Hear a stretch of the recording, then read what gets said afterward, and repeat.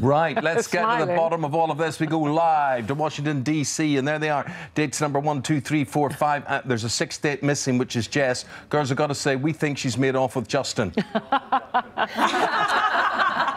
Right, yeah, start that rumor. Well, she told us she can't establish her Skype link with us, but who knows, who knows. Could I ask you, Justin, he's a handsome-looking bloke, reminded me a lot of myself, actually, in many ways. But he was good-looking. Did any of you, be honest, did any of you or do any of you fancy him? We didn't really get a chance to know him well enough. We thought he was attractive, which is why we went on the date with him, but other than that, we don't know him that well. Yeah, and the fact that he did what he did just made him less attractive. Exactly. Yes. Now, I know most of you met him online, and that's how you arranged the date. But Lisette, you were date number 1, and you didn't meet him online, did you? You just met him in a bar. Yeah, I'd met him the previous weekend when I was out with my friends. And what did you make of him at that point? He seemed nice enough. He didn't seem, well, he just didn't seem like he would go on a date with 6 women in one night. OK, so, Lisette, I'm just interested. So there you are. You've got arranged to meet him. You sit down, you're having a drink. And then Kristen, date number 2, walks in. What did you think at that point? Or had he told you someone else was coming? He had told me his friends were coming, so at first I assumed that maybe she was the friend he was talking about, until he introduced me as his friend and basically turned his back to me at the bar to start talking to her. And what did you think, Kristen? Who did you think Lisette was? He introduced her as his friend, so I just assumed it was his friend. And then, like, within 15 minutes of our date, he had a phone call and left, and she kind of was like, no, I thought I was on a date with him also, and I was like, okay. Right. So then did you decide, right, we're going to play a trick back on him now? Yes, pretty much.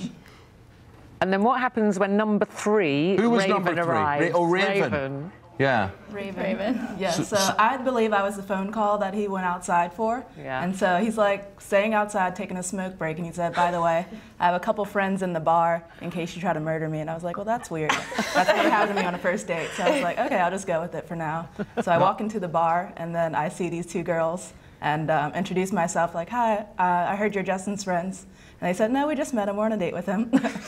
But you see, what do you make of his, well, you could say it's arrogance, you could say he's very factual about things. He says, I do stack my dates, I do typically book them at the same time, I'm very time-orientated, efficiently orientated. Well, what do you make of that thinking?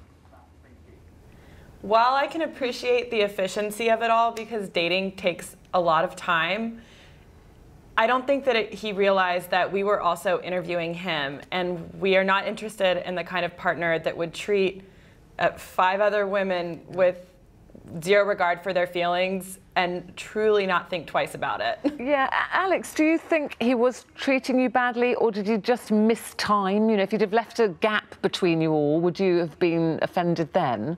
Was it the fact that you were all kind of there together? Did he just not manage the time very well? Well, I think what it comes down to is whether you have respect for another person. And he clearly wanted to make sure that his time was well managed, but at the same time, some of us took 30 minutes to get to this bar to even meet him.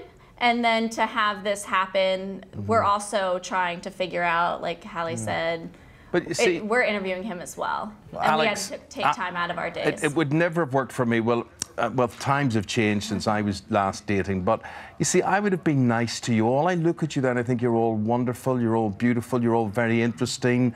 And I would have just ended up overrunning because I would have talked to you all for far too long. You got caught out then. That'd have been too nice. There must be a very cold element to him, though. So it works out. Has it put you off dating, Lisette? What do you think about it all now? No, I mean, you just have to keep putting yourself out there. I don't think that everybody is like he was last week to us. So I think that there's definitely other fish in the sea that are And girls, you've all made new friends with each other, so something good has come out of this. You didn't know each other before this.